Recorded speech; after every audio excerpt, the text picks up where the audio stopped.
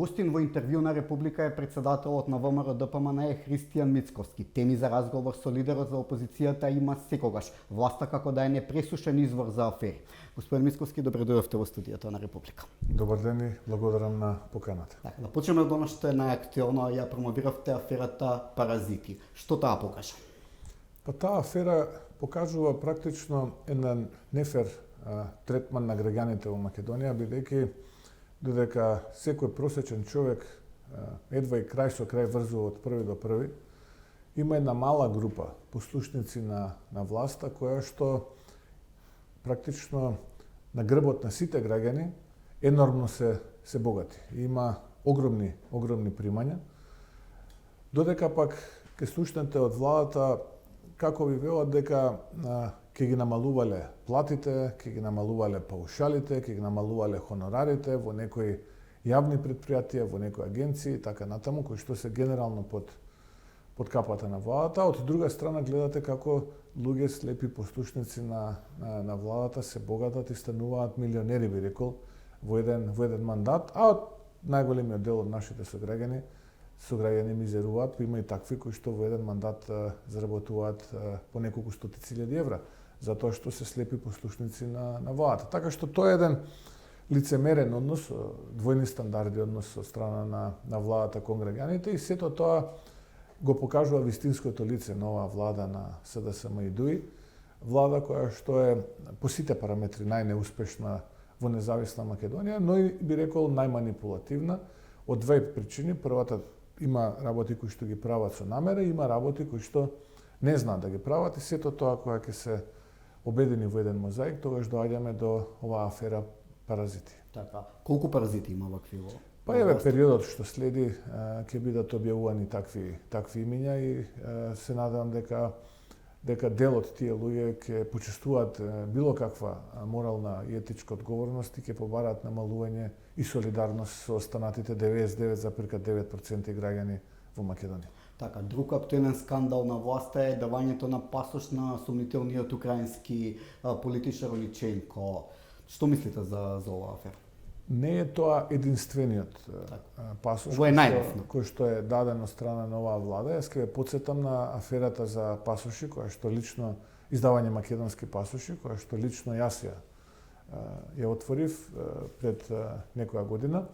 И тогаш, ако се сеќавате, дуото Заев Спасовски ме обвини мене дека сум попречил истрага меѓународна и дека со обелоденувањето практично на овој скандал, јас сум попречил некоја голема меѓународна истрага, а тој што го правил кривичното дело, потоа беше обвинет и дел од тие луѓе завршија во затвор. Дали се тоа вистинските луѓе кои што завршија во затвор, јас и тогаш и денеска тврдам не, бидејќи тоа не се луѓето кои што можат на своја рака да се сретнат со еден Вукотич или со сличните, со еден Седат Пекер и слично и да даваат пасоши патни исправи на тие луѓе, туку тие мора да добијат наредбата по вертикална хиерархија од горе до доле. И за жал тој кој што е највинен, односно првиот во таа хиерархија е се уште министер за внатрешни работи и бидејќи тогаш не се заврши таа работа до крај, таа работа си има свое продолжение, бидејќи знаете вие ако еден проблем не го решите инвазивно веднаш, тогаш тоа само може да се продлабочува и да метастазира. Така е и случајот со овој најнов пасош издаден на лице кое што е на црната листа кај нашите сојузници. Од една страна устата им е полна про-ЕУ и про-НАТО и така натаму, од друга страна за криминал и за тие пусти пари се подготвени се да направат, па ако треба и да ги прекршат сите овие принципи со кои што устата им е полна про-НАТО и про-ЕУ и да работат со луѓе кои што се спротивни на тие принципи кои што тие вака барем декларативно во јавноста се залагат. Така што како човек сум шокиран, како граѓанин со каква леснотија се даваат патни исправи на лице со сомнително минато. Пред не е само тој скандал, мислам дека пред известно време е најдено лице со два македонски пасоши. Со два македонски пасоши. Такви се Бојанич од Калачки план имал не еден, тури два македонски пасоши. Така што ќе треба многу работи да се истражат, многу работи да се проверат веднаш по формирањето на новата влада од страна на ВМРО ДПМН и сето ова кое што представува злоупотреба да биде најстрого санкционирано за да не ни се повторува. Така, вистинското прашање е да бидат најдени кој дал дозвола за сите пасоши издадени на Вукотич и... Апсолутно стојам на тврдењето дека тоа не може да бидат вработените шалтерски работници. Тие мора да добијат насока од погорните инстанции, ќе се открие. Еден по еден ќе се откријат кои се наредбодавателите, кои се креаторите, сценаристите и така натаму, кои што практично стојат позади оваа афера за давање македонски пасоши.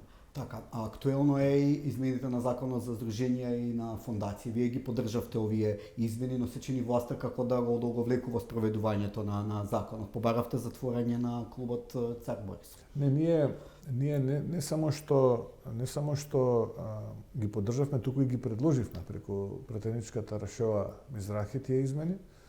И добро е што беа прифатени и усвоени од страна на парламентот и треба веднаш да се тргне во процес на апликација, односно затварање на тие клубови, бидејќи македонскиот клуб кој што беше отворен во Бугарија веднаш промптно реагираше на бугарската држава и веднаш го затвори. Така што не треба да се чека, не треба да се одолговлекува и веднаш треба да се отпочне со затварање на овие клубови кои што се отворени на нашата територија. Така, а побаравте затварање на клубот Цар Борис, но не и на Ванчо Михајлов. Зашто е тоа така?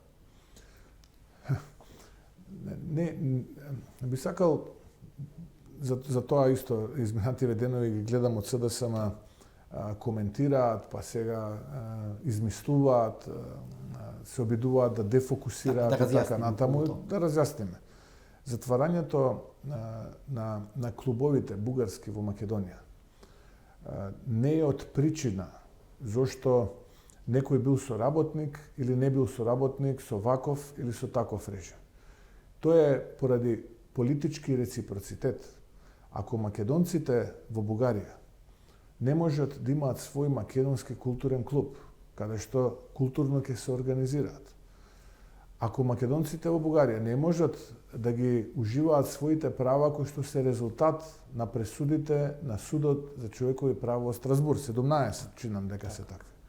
Јас не гледам ниту една причина зошто овие 1500 граѓани на Македонија, кои што се декларираат дека бугарскиот јазик им е мајчин јазик, да имаат таков клуб и да се организираат во Македонија. Дали е тоа Иван или Ванчо Михајлов, или е Цар Борис III, за мене во политичка смисла се едно.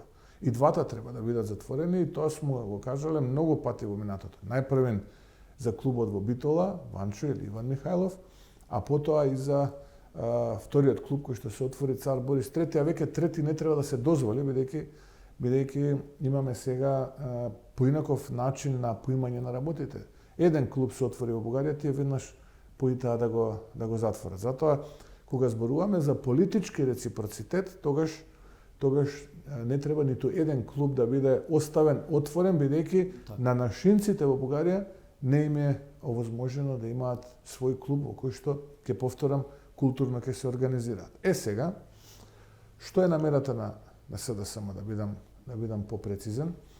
Намерата на СДСМ беше вулгаризирање на тоа што го зборував јас во едно неодамнешно интервју и правење паралела со Иван или Ванчо Михајлов, кој што го извадија од контекст дека вие го поддржувате. Да, не. Јас само што кажав.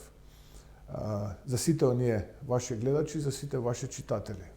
На Кичевскиот конгрес 95 година донесена е одлука со која што се признава континуитетот на историската ВМРО и современата ВМРО ДПМН со првиот конгрес 91 година во Прилеп.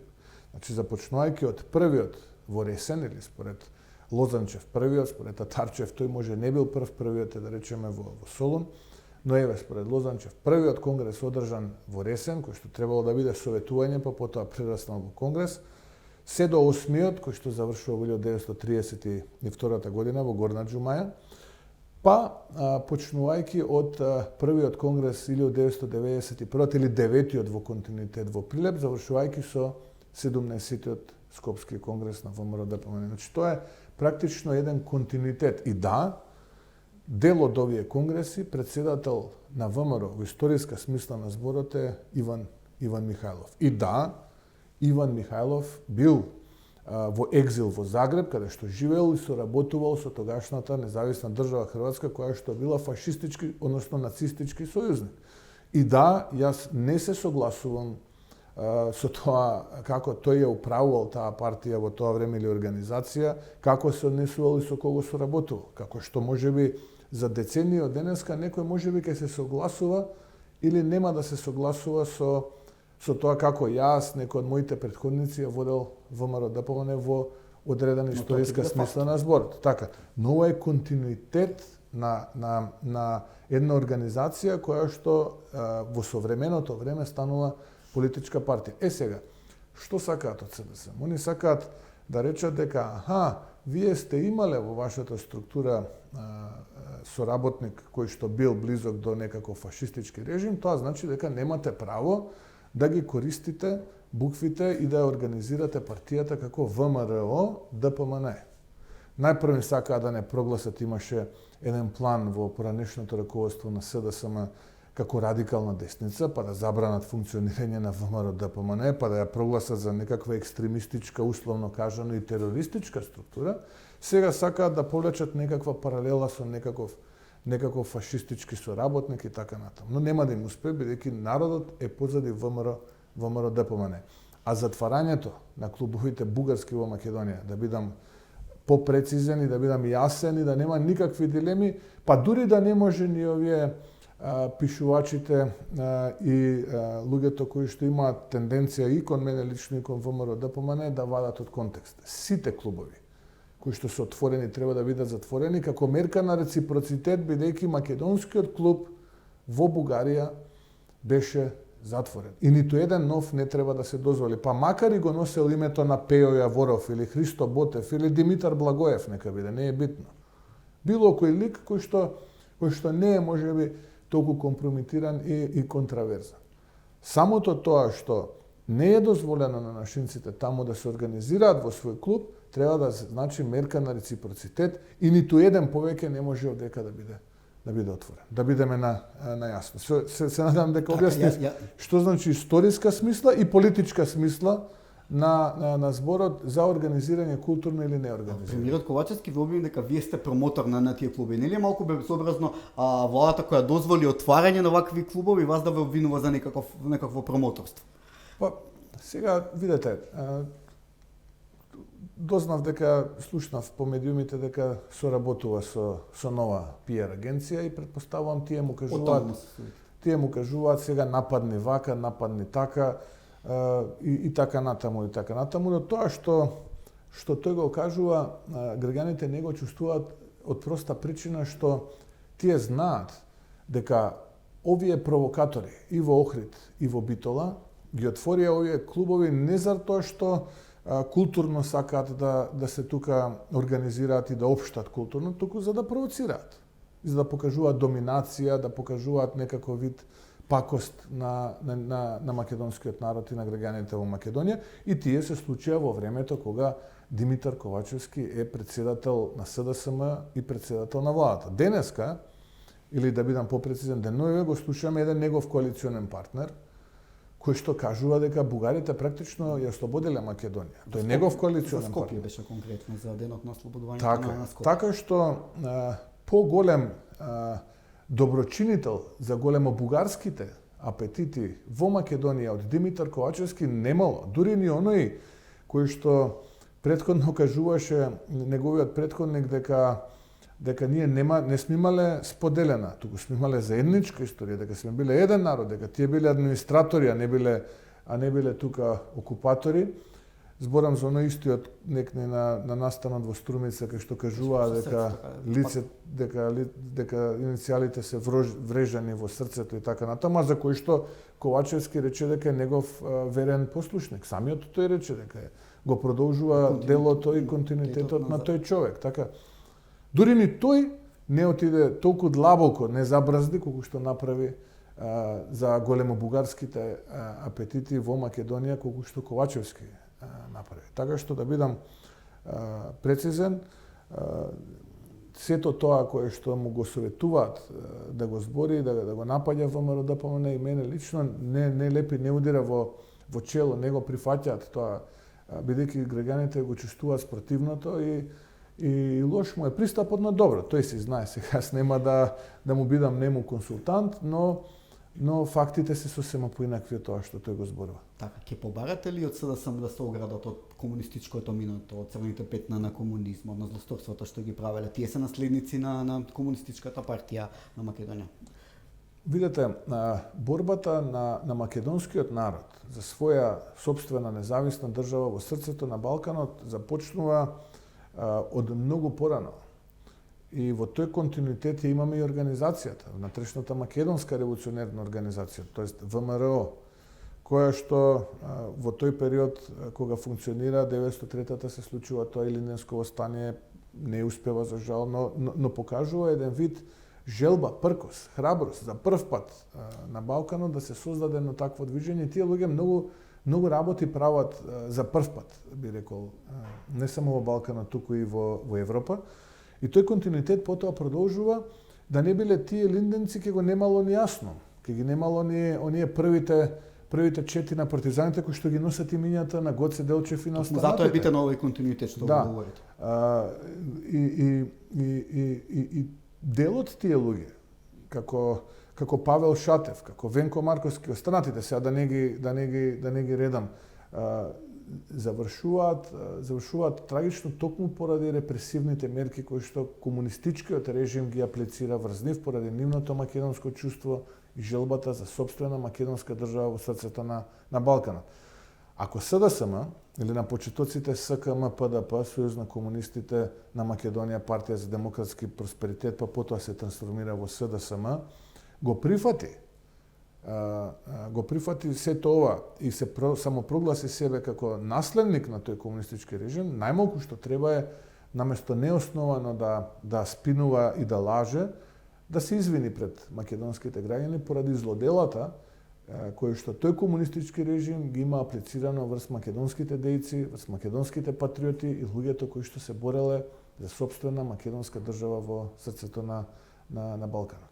Така, пред малку споменавте посетата во Бугарија кај македонците. Каква е положбата на нашиниците во Бугарија? Вие отидовте, а премиерот Ковачевски не смогна храброст да отиде кај нив. Многу е сложена. Сите буквално се жалат и беше интересно да се слушне говорот на еден нашинец таму кој што поминал години во затвор поради својата македонштина и македонизмот кој што го пропагирал во Пиринскиот дел на Македонија. И тој имаше наистина вака многу мотивирачки и многу емотивен, сентиментален би кажал говор пред споменикот на Димитар Благоев во Благоевград, каде што зборуваше токму за сите тие работи кои што нема му се случувале поради неговата определба како македонец и неговата мисија да го шири македонизмот низ македонците во Пиринскиот дел на Македонија, односно во западниот дел на Бугарија. И искуствата кои што ги слушавме од тие повозрасни луѓе, вели младите не дојдоа се плашат од репресии. Ние сме пензионери, ние сме луѓе во години, немаме што да изгубиме, но и тие луѓе кои што беа во години беа луѓе кои што навистина поминале еден тежок живот, кажувајќи за својот македонизам и за својот македонски дух, зборувајќи за својот македонски идентитет, се сетив додека ги слушав не една случка што мене лично ми се има случано. Бевме со моите родители на зимување во едно место се викаше Семково. И таму бевме на едно зимување. Јас бев тогаш, мислам дека беше уште претходната држава, не беше уште Македонија самостојна, 6 деление, чинам дека бев негде околу 88-89 година беше, 90-та тука во тој период. И бевме во едно универзитетско одмаралиште.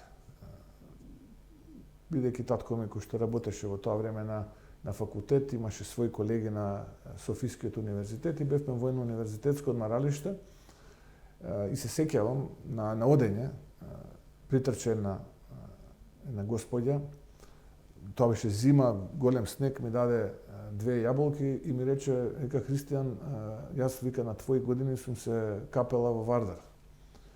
И ја погледнав така малце чудно, јас сум, вика, македонка и те молам, поздравете ми ја Македонија. Така што тој континуитет за кој што јас зборувам, не е континуитет кој што некој вештачки го создава. Тој е континуитет кој што историски е признат. Дури и Батенберг, кога го праќа екзархот Јосиф да го асимилира овој народ, каде што сега се наоѓа современата држава Македонија, и му дава дури двоен буџет. Само да го асимилира, после 2 години поминати, екзархот Јосиф се враќа назад на Батенберг, му вика, не можам да ги асимилирам, овие луѓе имаат поинаква колективна меморија, различни со нас и не можам никако да ги асимилирам она што ние е наша цел и сакаме да се случи, тоа е да ги побогарчиме. Значи во тоа време зборувам за веднаш после Сан-Стефанскиот договор, веднаш после формирањето на современата бугарска држава и обидите да се асимилира македонскиот народ, постал тој пркос самосвест и еден континуитет на македонскиот идентитет кој што трае и продолжува да трае и денеска трае, се уште постојат луѓе таму кои што се борат грчевито да опстанат на таа територија и треба да им помогнеме. И како идна влада ќе преземам сериозни чекори во насока на тие луѓе да им се помогне таму и да им се помогне на нашите младинци, на младите луѓе да ја чуваат, да ја негуваат својата македонска традиција, да го предаваат својот македонски идентитет на нивните деца и тоа да трае. Не сме да се изгуби. Зошто Ковачевски не дојде? Дал некаде ветување дека нема да дојде во Благоевград? Па не знам, јас сега не би го коментирал него. А од друга страна ве обвинува вас дека сте анти-ЕУ, антизападен, антивако. Повторно ќе ви кажам, тоа е резултат на неговата пиар стратегија, така му кажале овие нови сега што ги ангажирал, тие се присутни тука по регионов, даваат консултанти на разноразни политички партии и предпоставувам на него сега му даваат такви совети, викај го, дели ја работата. Или си за капитулацијата, придружи ми се и ти да капитулираш со мене, нема да се Каква е нивната филозофија? Посна е поделбата што сака да ја направат, ако си за Македонија и за македонските интереси си против ЕУ и НАТО. Не, точно, ама тоа не лепи кај луѓето. Не го чувствуваат тоа. Ти знаете, едно е вие да седнете во канцеларија со некредибилен политичар и да градите стратегија на поларизација, на поделба и сега ќе се борите вашата половина да биде поголема. Тоа е еден тип на стратегија. Но бидејќи политичарот со кој што ја правите таа стратегија не е кредибилен, не е прифатен на народот, тогаш вашата половина не може да биде поголема, таа може само да биде многу помала. И тоа и на нив им се случува. Тоа го викаме ние backfire, односно оган во спротивна насока, им се враќа назад како бумеранг, ме разбирате. И гневот наместо да биде кон тој кој што вие имате цел да го намените, ви се враќа назад како бумеранг и се удира на вас. Така што јас не можам да се сложам со таа филозофија, бидејќи тие го донесува македонецот до бездна, и сега ако македонецот заедно со нив не рипне во таа бездна, тогаш е анти-ЕУ. А ако рипне во таа бездна и го прифати предавството, тогаш е про-ЕУ. Не, јас не одбивам да влезам во таа бездна и ќе се борам. Колку можам, со сето свое знаење, со сиот свој интегритет, како човек, како председател на ВМРО-ДПМНЕ, како педагог, ќе сторам се што можам да го одбранам мојот македонски идентитет. А како се брани денеска најмногу македонски идентитет? Да имате интегритет, да останете чист, да не ве корумпираат, да не ве контаминираат. Само на тој начин вие можете да го одбраните македонскиот идентитет. Затоа што ако имате ахилова пета за нешто, ќе бидете подложни на уцени, ќе бидете подложни на секаков вид притисоци. И тогаш ќе морате да се сложувате за све, да ветувате, да превземате работи кои што можеби не ви се допаѓаат.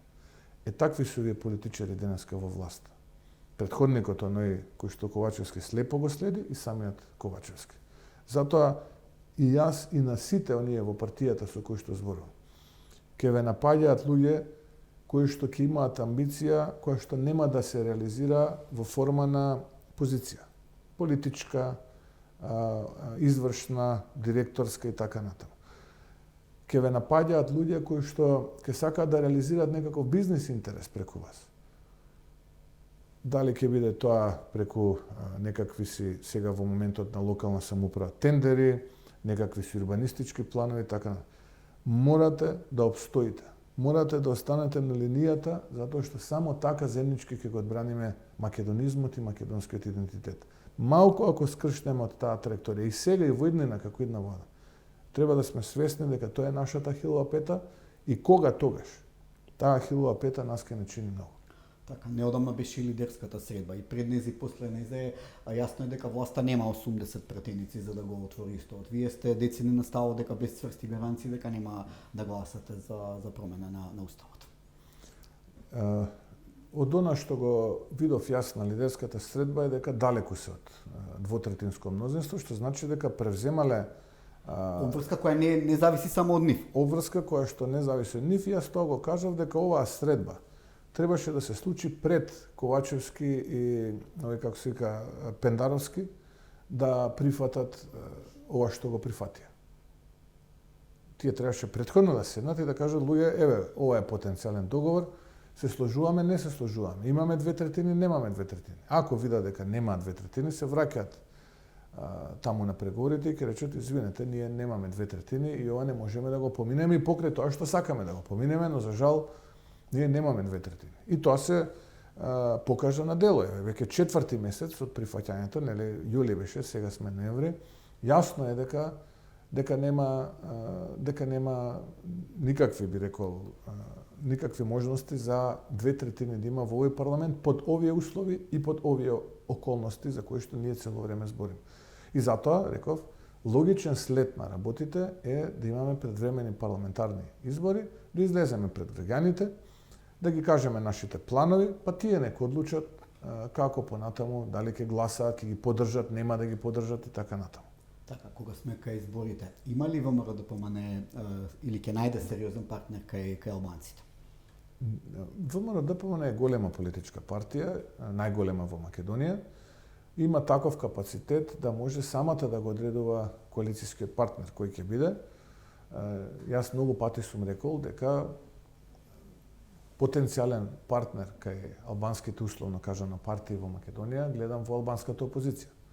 Но тоа не зависи само од мојата желба. Тоа зависи од изборниот резултат и од правилото Бадинтер, кое што нас ни е потребно за да можеме да реално аплицираме определени реформи, да аплицираме одредени законски измени и така натаму.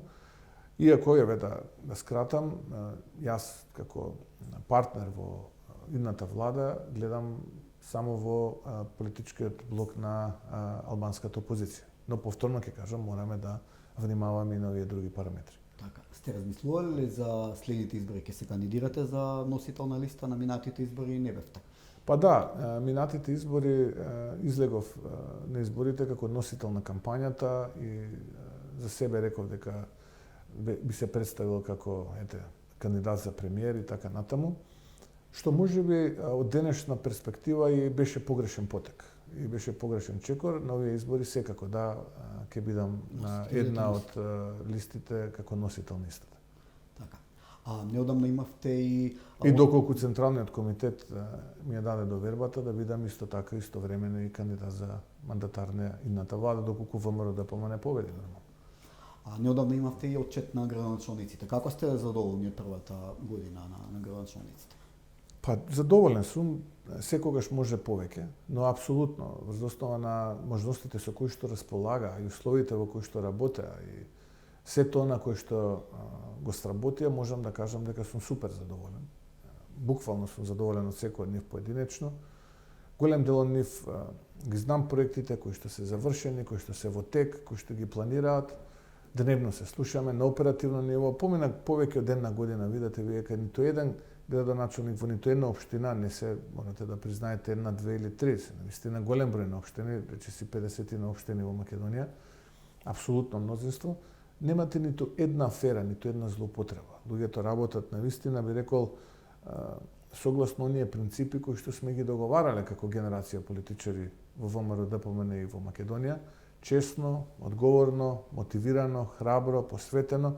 И јас само така ги охрабрувам да продолжат и ќе направиме на наша цел, ќе реализираме наша цел да биде вистина тоа да вратиме Македонија онаму каде што е местото и каде што припаѓа, да биде лидер на Балканот, да биде држава која што ќе се гордееме сите, ние нема да велиме дека нема овдека иднина, дека бараме билет во еден правец и така натаму, и така натаму. Не видовме отчетка и граничниците на СВСМ. Тоа е жално. Тоа е вака една капитулација на отворена сцена. Сепак и тие немаат малце граничници, мислам дека се 16 или 18, така нешто. И тука има солидни општини, не знам, како Струмица, како Центар, Скопски, не знам, Крива Паланка, каде беше Валандово, имаат неколку општини каде што ако имаат нешто направено можат да се истакнат, да се пофалат, да речат имаме направено тоа и тоа. Можеше повеќе, но тоа е што е. За жал такво нешто изостана, немаме таков отчет. Ниту пак ќе имаме, бидејќи ништо не работат, уживаат привилегии на грбот на граѓаните и се занимаваат со многу сомнителни дејанија. Но тоа е нивна работа. Ние да си ја гледаме нашата работа, да промовираме ВМРО-ДПМНЕ секогаш иновирало, секогаш било авангарда на политичката сцена. Како дел од тој авангарден пристап го подготвивме и овој новиот, би рекол, настан за прв пат, а тоа е политичкиот саем кој што траеше 2 дена, повеќе од 100 учесници. Во живо беше проследен целиот тој настан без ниту една грешка, со многу трибини. Навистина не може човек да не биде задоволен кога еден вака сложен настан ќе биде изведен без ниту една грешка. И да сумирам, ги охрабрувам градоначалниците да продолжат да работат во тој дух, да работат уште подобро, секогаш може подобро и да вратиме довербата кај граѓаните, бидејќи навистина сум загрижен кога ги слушам моите студенти кои што велат професоре по дипломирање бегам од овде. Бегам од овде, што е алармантно и многу загрижувачки. Тој одлив на паметни глави мораме да го спречиме и да си ги сочуваме децата дома. Тука каменот тежи. Господин Скоти, што е со Скопје? Што ќе се случува во следните 3 години? Ќе остане ли градот заглавен практика? Па ние преку советничката група во градот Скопје ќе се бориме за што повеќе проекти од концептот за модерно Скопје, бидејќи тоа беше победнички концепт позади кој што ние застанавме. И позади независниот кандидат Даниела Арсовска, таа го прифати тој концепт, ние го прифативме, излеговме на избори и победивме. Практично и преку советничката група во град Скопје ние продолжуваме со реализирање на тие активности. Во текот на изминативе денови имаме ребаланс таму на буџетот, помина поддршката за фудбалскиот клуб Вардар, солидна поддршка, поддршката за социјално ранливите категории на граѓани во делот на справување со енергетската сиромаштија. Помина неколку инфраструктурни проекти, улици, булевари во неколку скопски општини, што е добро, бидејќи тие се дел од концептот за модерно Скопје и ќе продолжиме и така во иднина да работиме. Се што е поврзано со концептот за модерно Скопје, ние ќе го поддржуваме.